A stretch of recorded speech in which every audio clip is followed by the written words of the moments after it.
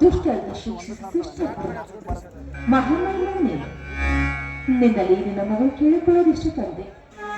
ಮದುವೆಯಾಗಿ 3 ವರ್ಷ ಕಳೆದರೂ ನನಗೆ ಸತ್ಯದ ಬಗ್ಗೆ ಕಲಿಸಲಿಲ್ಲ ನೀನು. ನಂದ ಗೋತ್ರದಲ್ಲಿರುವ ಈ ಮನೆಗೆ ಪುಟ್ಟ ಕಂದನ ಆಗಮನ ಆಗ್ಬೇಕು ಅಂತ ಹಗಲು ರಾತ್ರಿ ನಿನಗೆ ಬೇಡ್ಕೊಳ್ತಾ ಇದ್ದೀನಿ ತಂದೆ. ಈ ನಿನ್ನ ಮಗಳಿಗೆ ಸಂತಾನ ಬಗ್ಗೆ ಕೊಟ್ಟು ಕರುಣಿಸು ಅಂತ ನಿನಗೆ ಸರುಗಟ್ಟೆ ಬೇಡ್ಕೊಳ್ತಾ ಇದ್ದೆ ತಂದೆ, ಸರುಗಟ್ಟೆ ಬೇಡ್ಕೊಳ್ತಾ ಇದ್ದೇನೆ. ಆದಷ್ಟು ಬೇಗ ನನ್ನ ಆಸೆ ಈಡೇರಿಸುತ್ತ ಮಾಡುತ್ತದೆ, ಈಡೇರಿಸುತ್ತ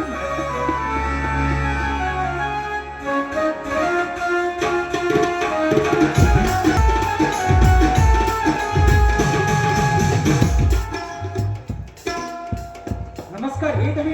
ನಮಸ್ಕಾರ ರುದ್ರ. ರುದ್ರ, ಊರಲ್ಲೆಲ್ಲ ಸುದ್ದಿ ಎತ್ತಿದಲ್ಲ, ಊರು ತುಂಬಾ ಸುದ್ದಿ ಆಗಿದೆ. ಆ ವಿಷಯ ನಿಮ್ಗೆ ಏನಾದ್ರೂ ಗೊತ್ತೇನೋ? ಗೊತ್ತೈತಿ ಬನ್ನಿ,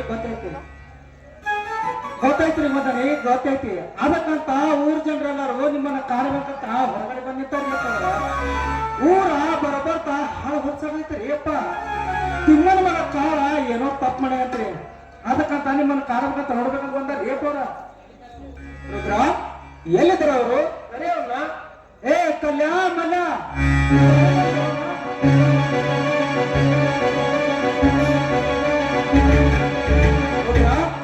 ಇವನು ಈ ಊರಲ್ಲಿ ಏನ್ ತಪ್ಪು ಮಾಡಿದ್ದಾನೆ?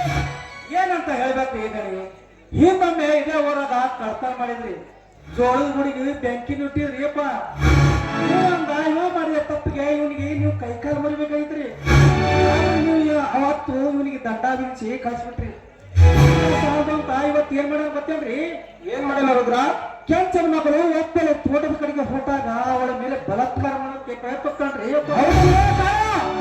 ಇಲ್ಲ ಇದರಲ್ಲಿ ನನ್ನ ತಪ್ಪು ಏನೂ ಇಲ್ಲ ನೀನು ಎಲ್ಲಿ ನಿಂತರೆ ಯಾರು ಎದುರಿಗೆ ನಿಂತಾರೆ ಸತ್ತು 40 ಹಳ್ಳಿಯ ಜನರ ಸಮಸ್ಯೆಯನ್ನು ಬಗೆಹರಿಸುವ ನ್ಯಾಯವಂತರ ಮನೆತನದು ಇಂಥ ಮನೆತನದಲ್ಲಿ ನಿಂತ ಅನ್ಯಾಯದ ಮಾತುಗಳನ್ನು ಹೇಳಿದ್ರೆ ನಾಲಿಗೆಯನ್ನು ಕತ್ತರಿಸಬೇಕಾಗುತ್ತದೆ ಹಳ್ಳಿ 10 ಜನರಿಗೆ ನಿನ್ನ ಹಿಡಿದುಕೊಂಡು ಬಂದಾಗಲೇ ನೀನು ಅರ್ಥ ಮಾಡಿಕೊಂಡು ನೀನೇನಾದ್ರೂ ತಪ್ಪು ಮಾಡಿದೀಯಾ ಅಂತ ಏನ್ ತಪ್ಪು ಮಾಡಿದೆ ಅಂತ ನಿನ್ನ ಬಾಯಿಂದ ನೀನೇ ತಗೋ ದಣಿಯರ ಅವನ ಬಾಯಿಂದ ಏನ್ ಕೇಳ್ತೀರಿ ನಿಮ್ ಹತ್ರ ಯಾರ ಸುಳ್ಳು ಹೇಳ್ತಾನ್ರಿ ಹೇಗಪ್ಪವ್ರ ಸುತ್ತು 40 ಹಳ್ಳಿ ಜನರು ನಿಮ್ಮ ಹತ್ರನೇ ಬಂದು ನ್ಯಾಯ ಕೇಳ್ತಾರ ನೀವು ನ್ಯಾಯ ಮಾಡಿದ ಮೇಲೆ ಮುಗ್ದೇ ಹೋಯ್ತು ಸಾಕ್ಷಾತ್ ದೇವ್ರ ನ್ಯಾಯ ಮಾಡಿದಂಗ ಮಾಡ್ತೀರಪ್ಪ ನಿಮ್ಮ ಹಿಡಿದು ನಿಮ್ಮ ಮುಕ್ತ ಜನಗಳು ನ್ಯಾಯ ಮಾಡುತ್ತಾ ಬಂದ ಮನೆತನ ಇದು ಇಲ್ಲಿ ನ್ಯಾಯ ನೀತಿ ಸತ್ಯ ಧರ್ಮ ಈ ಧರ್ಮಪರ ನಿಟ್ಟಿಸುವರು ಎಂತ ನೆಲದಲ್ಲಿ ಹುಟ್ಟಿದ್ದು ನಮ್ಮ ಪುಣ್ಯ ಅಂತ ತಿಳಿದಿರಪ್ಪರ ನಮ್ಮ ಪುಣ್ಯ ಅಂತ ತಿಳಿದಿರು ಆದ್ರೆ ಇಂಥ ನೆಲದಲ್ಲಿ ಇಂಥ ದುಷ್ಟ ಸುಳ್ಳು ಮಕ್ಕಳು ಹುಟ್ಟಬಾರ್ದಪ್ಪರ ಹುಟ್ಟಬಾರ್ದು ಹೌದು ರುದ್ರ ಹೌದು ನಿಮ್ಮ ಮಾತು ಸತ್ಯವಿದೆ ಇಂಥ ಪಾಪಿಗೆ ತಕ್ಕ ಪ್ರಾಯಶ್ಚಿತ್ತ ಆಗಲೇಬೇಕು ಕಾಲ ಇಂದಿನಿಂದ ನೀನು ಈ ಊರಲ್ಲಿ ಬದುಕಬಾರದು ಈ ಊರಲ್ಲೇ ಬಿಟ್ಟು ತೊಲಗಬೇಕು ಮತ್ತೆ ಮರಳಿ ಏನಾದರೂ ನೀನು ಈ ಊರಲ್ಲಿ ಕಾಲಿಟ್ಟರೆ ನಿನ್ನ ರುಂಡವನ್ನು ಚಂಡಾಡಿ ಆ ನಾಯಕಮ್ಮಕ್ಕೆ ನೇತು ಹಾಕಬೇಕಾಗ್ತದೆ ಮಗನೇ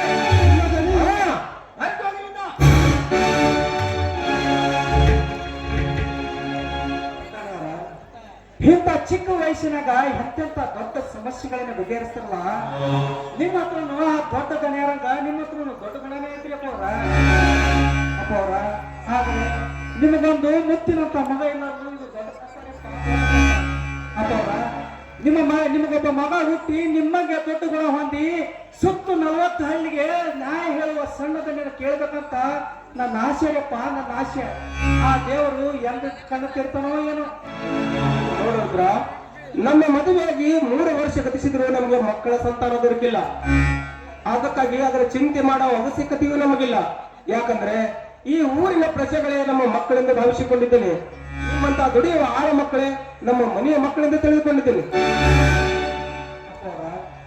ಅಪ್ಪವ್ರ ನಮ್ಮನ್ನು ಮಕ್ಕಳಂತ ಕಂಡ್ರು ನಾವು ನಿಮ್ಮ ಮನೆ ಮಕ್ಕಳಾಗೋದ್ರಿ ಅಪ್ಪವ್ರ ಆದ್ರೆ ಈ ಮನೆಗೆ ಒಂದು ಮಗು ಬೇಕೇ ಬೇಕು ನಿಮಗೆ ಒಂದು ಮಗು ಹುಟ್ಟಿದರೆ ಈ ಊರಲ್ಲಿರುವ ಎಲ್ಲಾ ದೇವರಿಗೆ ತುಪ್ಪಿನ ಅಭಿಷೇಕ ಮಾಡುತ್ತಂತ ನಾನು ಹರಿಕೆ ಮಾಡಿದ್ರಿ ಅಪ್ಪವ್ರ ನಿನ್ನಂತ ಸ್ವಾಭಿಮಾನಿ ಈ ಮನೆಗೆ ಸಿಗಬೇಕಾದ್ರೆ ಈ ಮನೆ ಪುಣ್ಯವಿದ್ರದ ಪುಣ್ಯವಿದೆ ಅಪ್ಪವ್ರ ನನ್ನ ಪುಣ್ಯ ಈ ಮನೆಗಿದೆ ಅಪ್ಪವ್ರ ನನ್ನ ಪುಣ್ಯ ಈ ಮನೆಗಿದೆ ಈ ಮನೆ ಅನ್ನ ತಿನ್ನೋ ಪುಣ್ಯ ನನಗೈತ್ರಿ ಅಪ್ಪವ್ರ ನನಗೈತಿ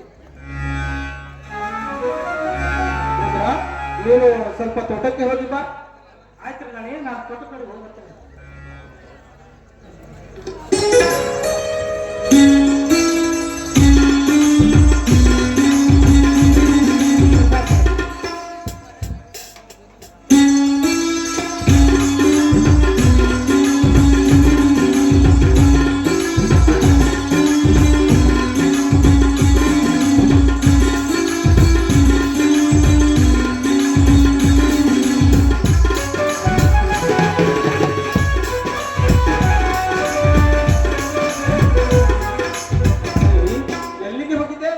ದೇವಸ್ಥಾನಕ್ಕೆ ಅಭಿಷೇಕ ಮಾಡಿಸೋದಕ್ಕೆ ಹೋಗಿದ್ದೇನೆ. ಹಾಗಾಗಿ ಮತ್ತೆ ನೀನು ಆ ದೇವರಲ್ಲಿ ಹೋಗಿ ಹರಕೆ ಬೇಡಿಕೊಂಡು ಬರ್ತಾ ಇದೆಯಲ್ಲ, ಏನೆಂದು ಹರಕೆ ಬೇಡಿಕೊಂಡು ಬರ್ತಾ ಇದೆಯಾ? ನಿಜ, ನಿಮ್ಮಂತರ ಮಾತು, ನಿಮ್ಮಂತ ಪುಣ್ಯವಂತ ವ್ಯಕ್ತಿ ನನಗೆ ಪತಿಯಾಗಿ ದೊರೆತದ್ದು ನನ್ನ 7ನೇ ಜನ್ಮ ಪುಣ್ಯ ಅಂತ ಭಾವಿಸಿದ್ದೇನೆ. ಆದ್ರೆ ಮದುವೆಯಾಗಿ 3 ವರ್ಷ ಕಳೆದ್ರು ಆ ದೇವರು ನನಗೆ ಸಂತಾನ ಬಗ್ಗೆ ಕರುಣಿಸಲಿಲ್ಲ. ಆದಷ್ಟು ಬೇಗ ಸಂತಾನ ಬಗ್ಗೆ ಕರುಣಿಸು ಅಂತ ಪ್ರತಿನಿತ್ಯ ದೇವಸ್ಥಾನಕ್ಕೆ ಹೋಗಿ ಅಭಿಷೇಕ ಮಾಡಿಸ್ತಾ ಇದ್ದೀನಿ. ನನಗೊಂದು ಮಗು ಹುಟ್ಟಿದ್ರೆ ಸಾಕು, ಈಗ ನನ್ನ ಜನ್ಮ ಸಾರ್ಥಕವಾಗುತ್ತೆ, ನನ್ನ ಜನ್ಮ ಸಾರ್ಥಕವಾಗುತ್ತೆ. ಇಲ್ಲದ ಆಸೆಯನ್ನು ಮನಸ್ಸಿನಲ್ಲಿ ತುಂಬಿಕೊಂಡು ಮನಸ್ಸ ಭಾರ ಮಾಡ್ಕೋಬೇಡ. ನೋಡು, ಈ ಕಲಿಯುಗದಲ್ಲಿ ಹುಟ್ಟುವ ಮಕ್ಕಳು ಹೆತ್ತವರಿಗೆ ಮುತ್ತುಗಳಾಗಬಹುದು, ನವರತ್ನಗಳು ಆಗಬಹುದು. ಒಂದು ವೇಳೆ ಹೆತ್ತ ಮಕ್ಕಳು ಹೆಜ್ಜೆ ತಪ್ಪಿದರೆ ಕಟುಕರು ಆಗಬಹುದು, ಕತ್ತ ಕತ್ತರಿಸುವ ಕಟುಕರು ಆಗಬಹುದು. ಬೇಡವಾದರೆ ಅದಕ್ಕೆ ಇಲ್ಲಿಗೆ ನಿಲ್ಲಿಸಿ ಬಿಡು. ಯಾಕ್ರಿ ಯಾಕ್ರಿ ನಿಮ್ಗೆ ಆ ದೇವ್ರ ಮೇಲೆ ಅಷ್ಟೊಂದು ಕೋಪ? ನಾನು ಪ್ರತಿನಿತ್ಯ ದೇವಸ್ಥಾನಕ್ಕೆ ಹೋಗಿ ಅಭಿಷೇಕ ಮಾಡಿಸೋದು ವ್ಯರ್ಥ ಅಂತ ಹೇಳ್ತಾ ಇದ್ದೀರಾ? ಇಲ್ಲ ರೀ, ಖಂಡಿತ ಇಲ್ಲ. ಇಂದಲ್ಲ ನಾಳೆ ನನಗೊಂದು ಗಂಡು ಮಗು ಹುಟ್ಟುತ್ತೆ. ಆ ಮಗು ಬೆಳೆದು ದೊಡ್ಡವನಾಗಿ ನಿಮ್ಮ ಹಾಗೆ 40 ಹಳ್ಳಿಗೆ ನ್ಯಾಯ ಹೇಳುವ ದೊಡ್ಡ ನ್ಯಾಯಾಧೀಶನಾಗ್ತಾನೆ. ಈ ನನ್ನ ಆಸೆ ಈಡುವುದರಲ್ಲಿ ಯಾವ ಸಂದೇಹ ಇಲ್ಲ ಸ್ವಾಮಿ, ಯಾವ ಸಂದೇಹ ಇಲ್ಲ. ಅಯ್ಯೋ ಹುಚ್ಚಿ, ನಿನ್ನ ಆಸೆಯನ್ನು ನೆರವೇರಿಸಲು ಮೊದಲು ಆ ದೇವರ ಕಣ್ಣು ಕರಿಬೇಕಂದ್ರೆ. ಈಗಾಗಲೇ ಆ ದೇವ್ರ ಕಣ್ ತೆರೆದಾಗಿದೆ ಅಲ್ಲ. ಅಂದ್ರೆ ನೀನು ಹೇಳೋ ಮಾತು ಅಂದ್ರೆ ನಾನೀಗ 3 ತಿಂಗಳ ಗರ್ಭಿಣಿ. ಪದೇ ಪದೇ ಕೇಳ್ಬೇಡಿ, ಹೇಳೋದು ತುಂಬಾ ನಾಚಿಕೆ ಆಗುತ್ತೆ ನನಗೆ. ಅಯ್ಯೋ ಹುಚ್ಚಿ, ನೀನು ಹಿಂದೆ ಎಷ್ಟೊಂದು ನಾಚಿಕೊಂಡರೂ ನಿನ್ನ ನಾಚಿಕೆ ಬರೀ ನಗುತ್ತಿತ್ತು. ಆದರೆ ನಿನ್ನ ನಾಚಿಕೆ ಸ್ವಭಾವವನ್ನು ಕಂಡು ನನ್ನ ಹೃದಯಾಂತರಾದ ಸಪ್ತ ಸರ್ವರು ಮೀಟುವಂತಾಗಿದೆ. ಮಾದೇವಿ, ನನ್ನ ಮನ ಕೂಗ್ತಾ ಇದೆ. ಏನಂತ ಕೂಗ್ತಾ ಇದೆ ನಿಮ್ಮ ಮನ? ನಿನ್ನನ್ನು ಬೇಗನೆ ಅಪ್ಪಿಕೊಳ್ಳಲಿ ಎಂದು.